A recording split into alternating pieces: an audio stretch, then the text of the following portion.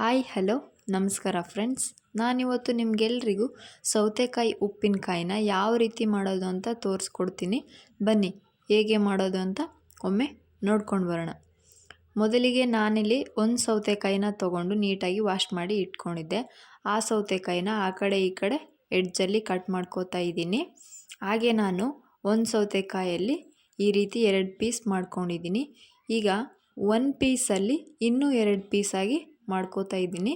Total ಆಗಿ ಒಂದು ಸೌತೆಕಾಯಲ್ಲಿ 4 piece ಮಾಡ್ಕೋಬೇಕು. ನೀವಿಲ್ಲಿ ನೋಡ್ತಿರಬಹುದು, ಈ ರೀತಿ ನಾನು 4 ಪೀಸ್ನ ಮಾಡ್ಕೊಂಡಿದ್ದೀನಿ. ಈಗ ಸೌತೆಕಾಯಿಯಲ್ಲಿರುವ ಎಲ್ಲ ಬೀಜವನ್ನು ಬೇರ್ಪಡಿಸ್ಕೊಳ್ಬೇಕು, ಹಾಗಾದರೆ ಮಾತ್ರ ಟೇಸ್ಟ್ ಚೆನ್ನಾಗಿ ಬರುತ್ತೆ.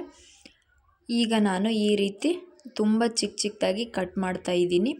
ಹಾಗೆ ಒಂದು ಬಾಣಲಿನ ಬಿಸಿಗಿಟ್ಟು ಒಂದು ಸ್ವಲ್ಪ ಎಣ್ಣೆ ಹಾಕಿದ್ದೆ. ಎಣ್ಣೆ ಬಿಸಿಯಾಗಿದೆ. ಒಂದು ಸ್ವಲ್ಪ ಕರಿಕಾಳು, ಶುಂಠಿ ಬೆಳ್ಳುಳ್ಳಿ ಪೇಸ್ಟು ಹಾಕ್ತಾಯಿದ್ದೀನಿ. ಚೆನ್ನಾಗಿ ಫ್ರೈ ಮಾಡ್ಕೋಬೇಕು, ಹಸಿ ಸ್ಮೆಲ್ಲೆಲ್ಲ ಹೋಗಬೇಕು. ಒಂದು ಕೆಂಪು ಮೆಣಸಿನ್ಕಾಯಿ, ಒಂದು ಹಸಿರು ಮೆಣಸಿನ್ಕಾಯಿ ಎರಡನ್ನೂ ಸಹ ನಾನು ತಗೊಂಡಿದ್ದೆ. ಹಾಗೆ ರುಚಿಗೆ ತಕ್ಕಷ್ಟು ಉಪ್ಪು, ಒಂದು ಅರ್ಧ ಸ್ಪೂನ್ಗಿನ್ನ ಇನ್ನೂ ಕಡಿಮೆ ಅರಿಶಿನ ಪುಡಿ ಹಾಕಿ ಫ್ರೈ ಮಾಡ್ಕೋತಾ ಇದ್ದೀನಿ. ನಾವು ಖಾರ ಜಾಸ್ತಿ ತಿನ್ನೋದ್ರಿಂದ ನಾನು ಸ್ವಲ್ಪ ಖಾರ ಪುಡಿ ಜಾಸ್ತಿ ಹಾಕ್ತಾಯಿದ್ದೀನಿ.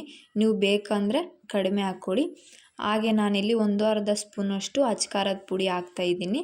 ಹಾಗೆ ಟೇಸ್ಟ್ ಚೆನ್ನಾಗಿ ಬರುತ್ತೆ ಅಂತ ಟೊಮೊಟೊ ಕೆಚಪ್ ಕೂಡ ನಾನಿಲ್ಲಿ ಹಾಕ್ತಿದ್ದೀನಿ. ನೀವು ಬೇಕಂದರೆ ಸಕ್ಕರೆ ಹಾಕ್ಕೊಳ್ಳಿ. ಹಾಗೆ ಕಟ್ ಮಾಡಿ ಇಟ್ಕೊಂಡಿರುವಂತಹ ಎಲ್ಲ ಸೌತೆಕಾಯಿನ ಹಾಕಿ ಚೆನ್ನಾಗಿ ನಾನು ಮಿಕ್ಸ್ ಮಾಡ್ಕೋತೀನಿ.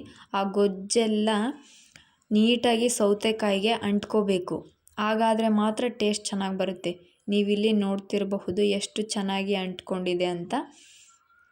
ನೀವಂತೂ ಇದನ್ನು ಮನೇಲಿ ಒಮ್ಮೆ ಖಂಡಿತವಾಗ್ಲೂ ಟ್ರೈ ಮಾಡಲೇಬೇಕು. ಟೇಸ್ಟ್ ಅಂತೂ ತುಂಬ ಚೆನ್ನಾಗಿ ಬರುತ್ತೆ. ನೀವು ಖಂಡಿತವಾಗ್ಲೂ ನಿಮಗೆ ತುಂಬಾ ಇಷ್ಟ ಆಗುತ್ತೆ. ನಾನು ಮಾಡಿರೋ ಈ ಸೌತೆಕಾಯಿ ಉಪ್ಪಿನಕಾಯಿ ನಿಮಗೇನಾದರೂ ಇಷ್ಟ ಆದರೆ ಲೈಕ್ ಮಾಡಿ, ಶೇರ್ ಮಾಡಿ, ಕಮೆಂಟ್ ಮಾಡಿ. ಹಾಗೆ ನನ್ನ ಚಾನಲನ್ನು ಸಬ್ಸ್ಕ್ರೈಬ್ ಮಾಡ್ಕೊಳ್ಳಿ. ಇನ್ನೂ ಹೊಸ ವಿಡಿಯೋಗಳಿಗಾಗಿ ಕಾಯ್ತಾ ಇರಿ. ಧನ್ಯವಾದಗಳು.